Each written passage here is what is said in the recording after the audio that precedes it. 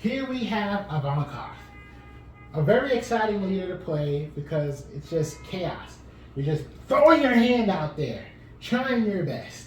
The problem is, you're throwing your hand in the trash! In the trash! Right? What was the goal? What was the point? I don't know. I want to say they were looking for some like crazy consistency here. Constant cycling, dig into your deck, quickly get to your card combinations and stuff like that. I want to say they imagined you would, quickly start drawing 2, take damage, be at 3, start your turn, be at 4. And they probably thought that was going to be relatively consistent to do.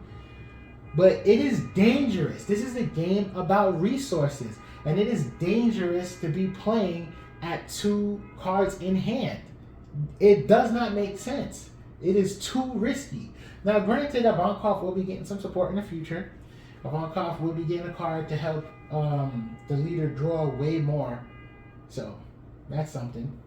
But, as it stands, this leader ability is just too risky, too sketchy, too dangerous. It just isn't worth it. And then, because it's a weird circumstance. It's a mandatory type situation. You have to have 0. You can't be at 1. It's not up to 2.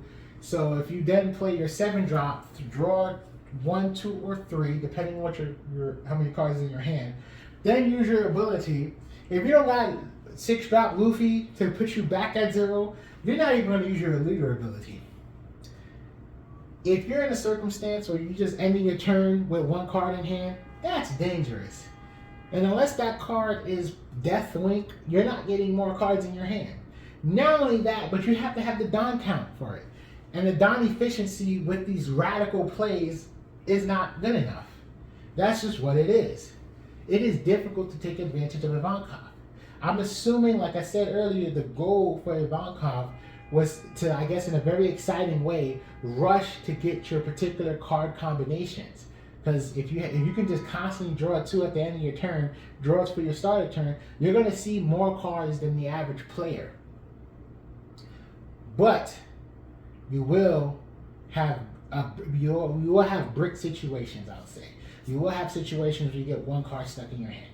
You will have situations where you can't quite use your leader ability, right? If you think you can rely on, I forgot what's the stage card called?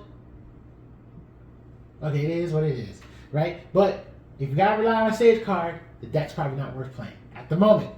That's just how this One Piece TCG is. If you gotta rely on a stage card, the deck's probably not worth playing. Okay?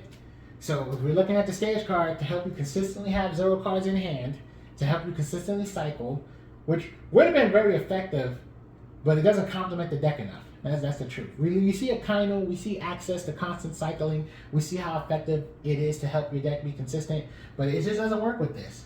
It's not really working with all of this, especially since you need to be at 0 just to gain your leader ability.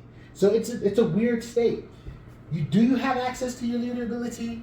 Yes, you do. Can you use your leader ability multiple times? Yes, you can. Is your leader ability impactful enough? At the moment, no, it's not. It's just not. In fact, it's kind of dangerous.